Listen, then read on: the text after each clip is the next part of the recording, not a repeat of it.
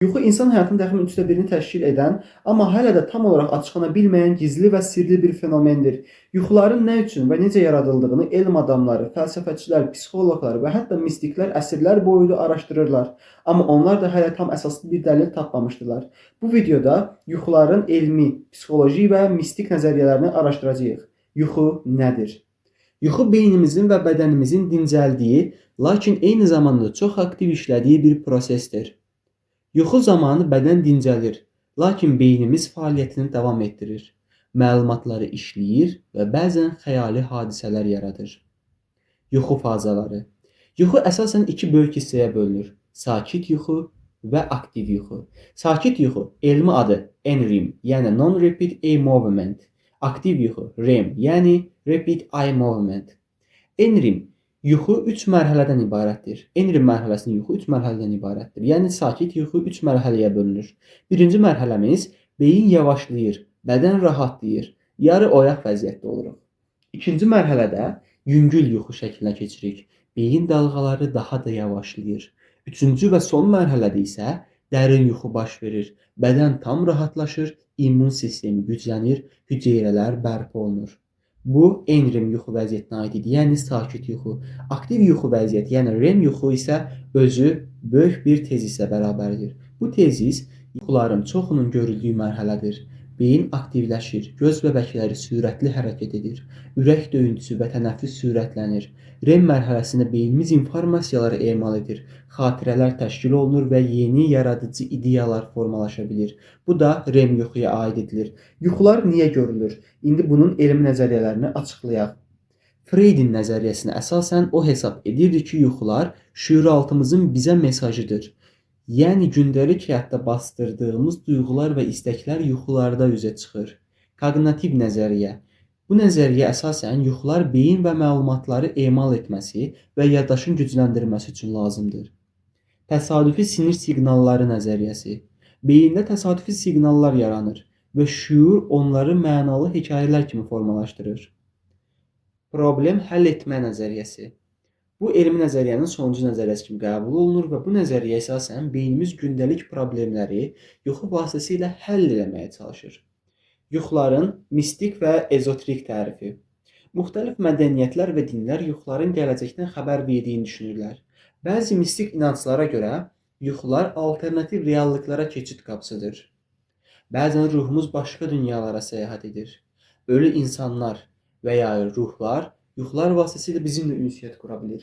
Yəni mistik nəzəriyyələr əsasən yuxuların görülməsinin əsaslı bir səbəbləri vardır. Yuxular boş yerə görülmür. Yuxular başqa kainatlara, başqa qapılara, başqa mistik aləmlərə keçid üçün mövcuddur.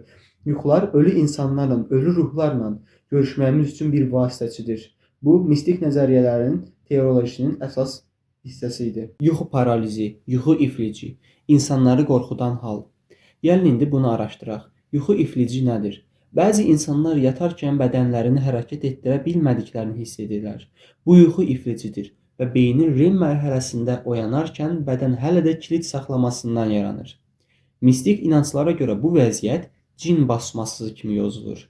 Halbuki bu elmi cəhətdən beynin bir funksional pozğunluğudur. Yəni mistik baxımdan elmi baxım bir-biri ilə tərs düşür. Mistik baxım cin basması demişkən elmi baxım funksional pozğunluqdur deyir. Lucid dreaming, yəni şüurlu yuxular. Şüurlu yuxular hər birimizin başına bir-iki dəfə gəlmiş bir hadisədir. Bu şəkil lucid dreamingdə olan insanlar özlərini yuxuda olduqlarını anlayırlar və yuxularını idarə edə bilirlər. Buna lucid dreaming adlandırırlar. Yəni mən yuxu görürəm və bu yuxunun yuxu olduğunu anlayıram və o yuxunu idarə etmək gücünə və şüuruna sahib oluram. Buna lucid dreaming adlandırırlar. Mütləq ki, hər kəs bu hadisəni bir-iki dəfə yaşamışdır. Bu hadisəni daha çox yaşamaq üçün, yəni lucid dreamingi idarə etmək üçün bir algoritma var. Və bu algoritmanı sizə deyəcəm, siz də bu şəkildə yuxularınızı idarə edə biləcəksiniz. Yuxularınızı idarə etmək istəyirsiniz, o zaman dediklərimi etmək lazımdır. İlk öncə yuxudan oyanan zaman dəftərinizdə nə yuxu görmüsünüzsə onu yazın. Səhər saat 7-də oyandınız və dəftərinizə gördüyünüz yuxunu xatırladığınız qədər yazın. Daha sonra gün ərzində yuxudayam, özünüzə dəfələrlə bu sualı verin. Özünüzə bu sualı verdikdən sonra yatmağa hazırlaşanda öz-özünüzə mən yuxularımı idarə edə biləcəm deyə tənqidlər edin və özünüzü bu şəkildə formalaşdırın ki, mən yuxularımı idarə edə biləcəm. və yatmazdan 1 saat öncə bütün texnoloji ilə əlaqənizi kəsin. Televizor izləməyin, telefonla oynamayın və yatın. Bu prosesi davamlı etdikdə siz artıq lucid dreaming-ə keçid edəcəksiniz və yuxularınızı idarə etmə qabiliyyətinizə varacaqsınız. Bu elmi olaraq sübut olunmuş bir nəzəriyyədir. İnsan bədəni nə qədər yuxusuz qala bilər və nə qədər yuxuya ehtiyacı vardır? İnsan bədəni gün ərzində 7-9 saat arası yuxuya ehtiyac duyur. Yəni 24 saatın 7 və 9 saatını biz yatmalıyıq ki, bədənimiz dinc və gümrah olsun. Daha az və daha çox da olur, lakin bu insan üçün faydalı deyildir. Daha sonra insan nə qədər yuxusuz qala bilər? Bir insan ən çoxu 11 gün yuxusuz qala bilər və bunun daha çoxu ölümlərlə nəticələnə bilər. Bu təbii ki, ortalama paylanmış hesabatlardır. Bir insan 3 gün yuxusuz qala bilər, bir insan 20 gün yuxusuz qala bilər. Orta hesabla insanlar 11 gün yuxusuz qalarsa, böyük fəsadları törədər və ölümlə nəticələnə bilər. Yuxusuzluğun özü psixoloji nəticələrə gətirib çıxarır ki, insan psixologiyası pozulur və şüurunu tamamilə itirmələrə gətirib çıxa bilir. Ona görə siz olun, yuxusuz qalmamağa çalışın. İndi dediklərimizi bir də təkrarlayaq. İnsan bir gündə 7-9 saat yatmalıdır. Bir insan 11 gün yuxusuz qalarsa ölümlə nəticələnə bilər. Bir insan maksimum 7-9 saat yatmalı, artığı, əksiyi faydasız ola bilər. Daha sonra da yuxusuzluq olmamalıdır, çünki bu olarsa insan psixoloji problemlərlə nəticələnə bilər. Ən çox görülən yuxular haqqında danışaq. Ən çox görülən yuxuların başlıcası diş tökülməsidir. Əgər siz yuxunuzda dişinizin tökülməsini görürsünüzsə, bu stres və dəyişikliklərin nəticəsindədir. Yəni siz həyatda stressdəsiniz, buna görə də yuxunuzda diş tökülmələrini görürsünüz. Yuxuda yüksəklikdən yıxılmaq. Yəqin ki, hər kəs həyatında bir dəfə də olsun yüksək binanın başından yıxılmışdır. Bu, yuxuda görməzinizin səbəbi nəzarəti itirmək qorxusudur. Yəni, real həyatınızda nəzarəti itirmək qorxusu yaşadığınız üçün yüksəklikdən yıxılma yuxuları görürsünüz. Kimdənsə qaçmaq yuxusu. Bu, daxili qorxular və problemlərə nəticələnir. Əgər yuxunuzda kimdənsə qaçırsınızsa, bir telaş içindəsinizsə, sizin öz daxilinizdə olan qorxulardan və problemlərdən qaynaqlanır bu. Uçmaq. Əgər yuxunuzda uçmusunuzsa, yəqin ki, hər kəs 1-2 dəfə uçub yuxusunda. Bu, sizin azadlıq istəməyinizə gətirib çıxarır. Siz azad olmaq istəyirsiniz. Siz daxilən, mənəvən və fizikən azadlıq istədiyiniz üçün uçmaq istəyirsiniz. Bu azadlıq mənəvi və yaxud da maddi ola bilər. Maddi azadlıq istəyirsiniz və yaxud da mənəvi azadlıq istəyirsiniz. Yuxunuzda uçmaq görürsünüzsə, buna dəlalət edir. Daha sonra gecikmək.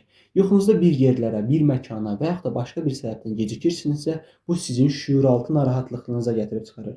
Əgər yuxuda gecikirsinizsə, dediyim kimi, şüuraltınızda narahatlıqlar var, daxili problemləriniz və istəmədən əldə edə bilməyəcəyiniz qorxular var. Bu sizin gecikmə yuxunuz görürsünüzsə, bilin ki, buna dəlalət edir. Təbii ki, bu yuxuları gördükdə araşdırmaq lazımdır və sizin yuxularınız tamam fərqli ola bilər. Bu saydıqlarım olmaya bilər. Tamam fərqli yuxular görə bilərsiniz. Məsəl üçün, mənim özüm tamamən fərqli yuxular görürəm. Amma siz yuxunuzu gördüyünüzdə mütləq ki, ona bir məna yükləməyin. Yuxular insanın şüuraltısı ilə bağlı olur. Həmin gün nə yaşamısınızsa, yuxunuzda da ona aid bir hadisə görə bilərsiniz. Məsəl üçün, mən öz üstümdən deyim, mən çox kitab oxuyuram və son zamanlarda da dini kitablar oxuyuram. Mən Quran-Kərim oxuyuram hazırda və yuxumda da dini insanlar görürəm.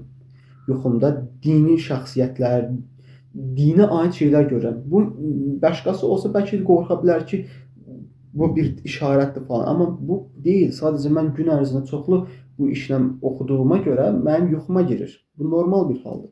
Məsəl üçün, mən idman eləyəndə yuxum idmanı görürəm. Məsələn, yəni bu şəkildədir. Yuxularımızı necə yaxşılaşdırmaq olar? Necə yaxşı bir yuxu çəkə bilərik? Bunun üçün edəcəyiniz algoritmaları var. İlk öncə, ekranlardan uzaq qalmaq lazımdır. Yatağa girəndə telefonlarınızı və ya televizorları söndürün ki, rahat bir yuxu görəsiniz.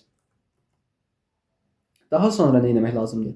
Yemək yeməmək lazımdır. Yatmazdan öncə yemək yeməyin, ağır yeməklərdən qaçının. Daha sonra idman etmək lazımdır.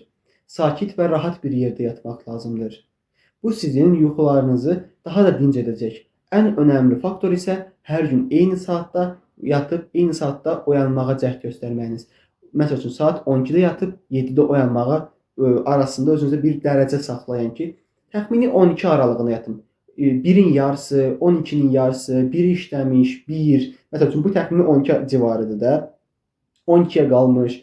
Bu saatlarda yatın, saat 7-də, 7-yə qalmış, 8 işləmiş, 8-in yarısı, 7-nin yarısı bu aralıqda durmağa çalışın. Təxmini eyni aralıqlarda yatıb, eyni aralıqlarda durmağa çalışsanız, bu sizin yuxunuzun daha da yaxşılaşdırmasını gətirib çıxaracaqdır. Yuxular bizim həyatımızda ən maraqlı və sirli fəaliyyətlərdən biridir. Elmi olaraq yuxular sadəcə beynin informasiya daşıyıcılığından ibarət olarkən, mistik olaraq fərqli aləmlərə keçid olaraq təzahür olunur. Bəs sizə bir sual verim. Sizcə yuxular həqiqətən elmi olaraq sadəcə beynin informasiya daşımasından ibarətdirmi, yoxsa mistik olaraq fərqli aləmlərə, fərqli qapılara keçidmi kimi görürsünüz? Və sizin gördüyünüz ən qəribə və maraqlı yuxu nə idi? Onu da şərhdə bölüşsəniz çox şad olaram. Yuxu haqqında da bu qədər danışdım. Məncə faydalı bir video olacaq. Faydalansanız çox şad olaram. Bu qədər. Nə haqqda video çəkməmi istəyirsinizsə şərhə də yaza bilərsiniz. TikTok və Instagram açıqlama hissəsinə qoymuşam. Oradan takib edib yaza da bilərsiniz. Bu qədər. Özünüzə yaxşı baxın. Sevgi ilə qalın. Rahat yuxu çəkmək üçün dediklərimi eləyin. Sevgi ilə qalın.